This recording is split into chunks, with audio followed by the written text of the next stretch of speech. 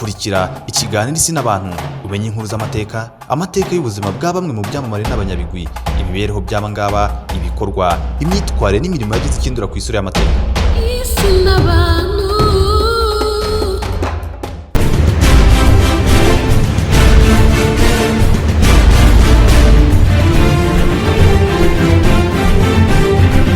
Umukinnyi wa mbere w'iteramakofe yarwanya indwano nyinshi mu gihe cyo hambere, Joe Lewis, magambo yati niba Bruce Lee atari indwanyi ibihe byose mu isi n'umwe muri zo, ino nivuga imugira imwe mu ndwanyi zujuje ibisabwa mu isi ndetse no kugaragara kwe mu mirwanire mu isi guhagije. Yaramenyekanye cyane mu isi mu gihe ariko kitari cyerekeye yayimazemo ndetse na bumwe mu ndwanyi zakamejeje mu isi. Yavukiye umuryango utunze. Bruce Lee yinjiye mu mafilimi imbere akiri umwana muto, ahita aba umukinnyi w'amafilimi w'umwana uzwi. Gukina filimi ndetse n'imirwanire byarajyaniranaga, maze nyuma aza kuba umwarimu w'imirwanire. Kuba muri Hong Kong ndetse no gukina amafilimi nicyo byatumye amenyekana nk'umukinnyi w'amafilimi ndetse n'indwanyi. Amafilimi ye yaciye mu kurebwa maze bihindura uburyo bw'imyitwarire ye. Bruce Lee yarazwiho gukoresha Jeet Kune Do, uburyo bwo guhagarika igipfusi yabyoroheje.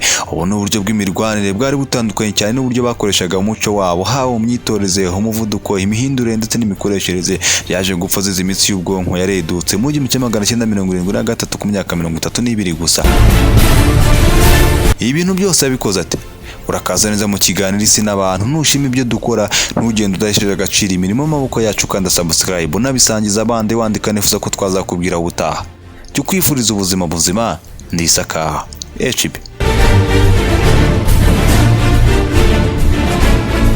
Bruce Lee yabyawe na Lee Hu Chuen ndetse na Grace Hu muri San Francisco. Avuka tariki ya 27 z'ukwa 11 mu 1940. Afite amezi 3. Umuryango we wimukiye muri Hong Kong. Yari afite abavandimwe 4.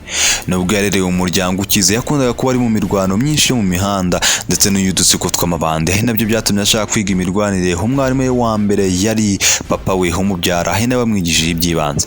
Afite imyaka 13 yatangiye kwitoza Wing Chun abifashijwemo na Yip Man. Ibisekuru bye bivanze byatumye yiga Wing Chun kuri Yip Man ndetse na Wong Chun Leng. Mu ishuri yakiriye amasomo yibanze mu ishuri rya Harassar College, ariko amanota mabi yatumye amwimurira mu ishuri rya St. Francois Xavier College.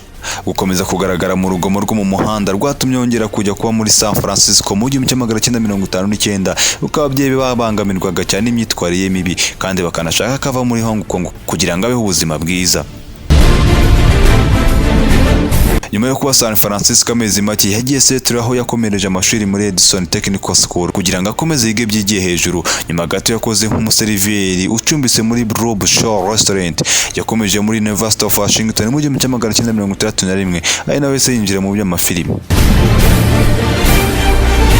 Mbere yuko yiga kuvuga amagambo y'umugemo umwe akiri muto, umugaye wari waratangiye arebeye kuri filimi ya Se Continental Opera Star. Yari afite amezi 3 yonyine ubwo yagaragaye muri filimi ye ya mbere, Golden Gate Girl.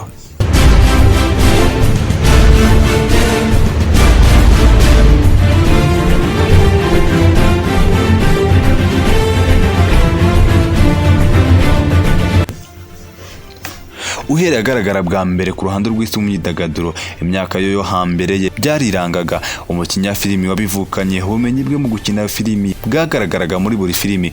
Agize imyaka 18 yari amaze gukina filimi 20. Kuva mu 1959 kugera mu 1964 yaretse gukina filimi kugira ngo ahe umwanya imirwanire. Yatangiye ari umwarimu wa Kung Fu maze afungura ishuri rye bwite agita The Unified Kung Fu Institute muri Seattle. Mu 1969 yavuye mu ishuri ajya gukorana na James Lee, umwarimu wari uzwi cyane mu by'imirwanire muri Oakland. Bashyize hamwe bafungura ishuri rya kabiri, Juan Fari Martial Art Studio.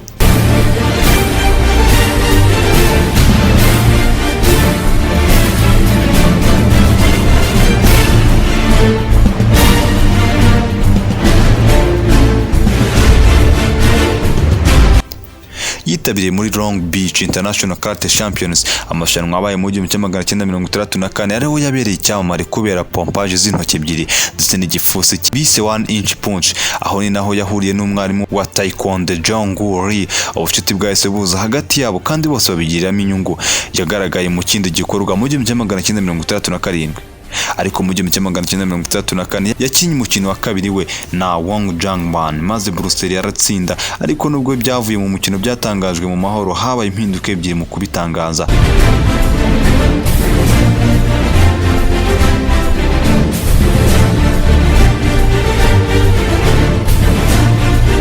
kwitwara neza cyane muri Long Beach Karate Championship byatumye amenywa cyane n'abayobozi bo muri Hollywood.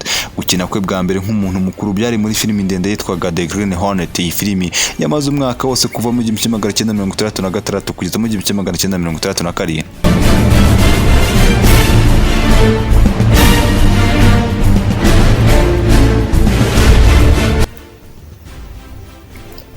Kuva mu 1967 kugera mu 1969 yagaragaye no mu zindi filimi nka Ironside, Here Comes the Bridge ndetse na Blondie. Ageze hagati akina filimi yashatse ibihe maze atangira kwibanda ku mirwanire, aza kubona ko imirwanire yo mu muco wabo yari igoranye maze atangira ubundi buryo bufite imyitoreze, umuvuduko, imihindukire ndetse n'imikoreshereze.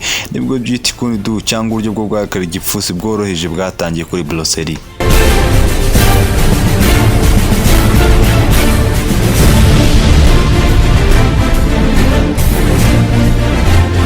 Mu 1969 yagaragaye muri filimi yitwa Maroon. Nyuma gato guhenda kwe mu gushaka gukina umumaro w'ibanze byatumye ava Los Angeles ajya Hong Kong asinya amasezerano ya filimi ebyiri. Iya mbere yagombaga kujya hanze ni The Big Boss, aho yari afite umumaro ukomeye. Iyi filimi yaramenyekanye cyane ariko yaje gukurwaho n'indi ye yakurikiye yitwaga Fast of Far, hariyo yabaye yamuhiriye cyane.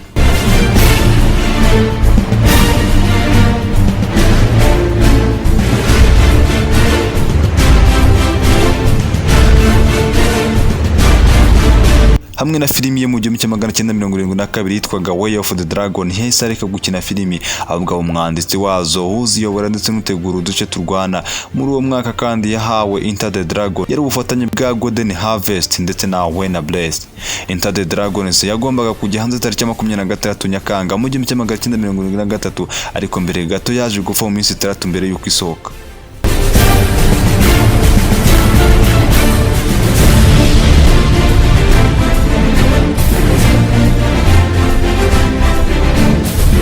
Indwanyi ikomeye cyane yagaragaye mu mafilimi menshi, ariko filimi yarebwe cyane ikanamugira intwari mu burengerazuba bw'isi.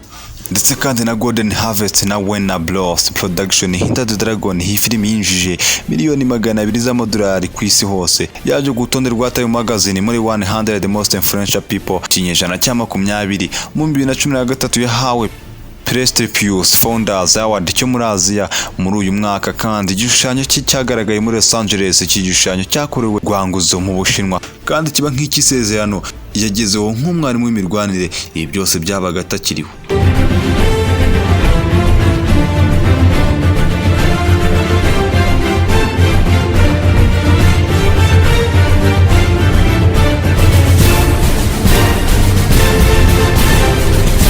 Yiga mu University of Washington, yahuye na Linda Emery ari nawe bahise abana maze babyana abana babiri, Brandon Lee na Shannon Lee. Tariki ya 10 Gicurasi mu 1979 yaguye bitunguranye ubwo yakinaga Enter the Dragon nyuma yo kuruha cyane ndetse no kurwara umutwe cyane. Vuba na bwangu yajyanywe Hong Kong Baptist Hospital, yashyizwe muri serum bwa mbere arakira. Tariki ya 20 Nyakanga mu 1973 yagombaga guhura na James Bond star George Lazenby. Yarateguwe maze akora inama na Raymond Shaw na Betty Ting Pei aho yabaga kugira ngo bavugane kuri dosiye ya Games of Death. Yagombaga gukorana na Lazenby, yashidikanyaga ko mu mutwe yararwaye maze afata imiti. Yararyamye hasi kugira ngo asinzireho gato, ariko abizi ko ashobora kuba ari bwo bwa nyuma. Yajyanywe kuri Queen Elizabeth Hospital, ari naho byatangajwe ko yapfuye. Mu kureba icyamwishe basanze yarazize allergie yatewe na meprobamate, none ahituma imitsi ireguka maze ubwonko bwiyongera kuva ku magarama 1400 kugera ku magarama 1575.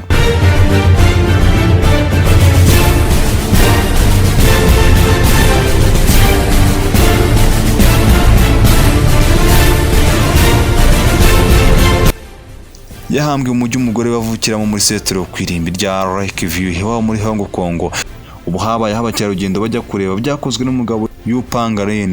Yari yaratangije Jeet Kune Do cyangwa uburyo bwo guhagarika igipfusi butangaje.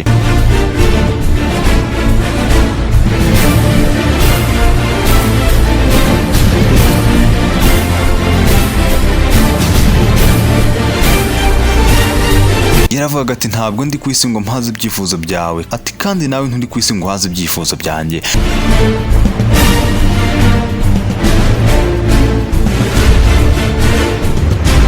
ati ntugasenga Imana ngo iguhe ubuzima bwiza bworoshye, ahubwo ujye usenga iguha imbaraga zo kubasha guca mu bikomeye neza.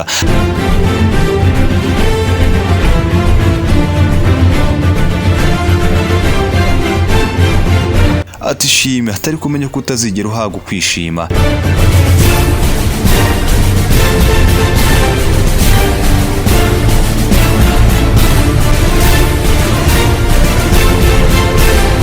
Imana ishobora byose ikomeze imuhiruko ridashira.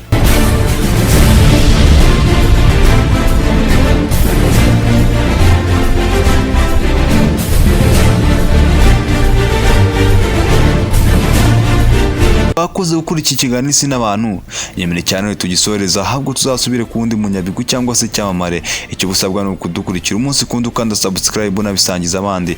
Reka nkubwire ngo naho ubutaha uri inshuti yacu. Kendisaka HB. Imana ishobora byose ihaza ukwifuza kwawe kandi ugira ubugingo buzima.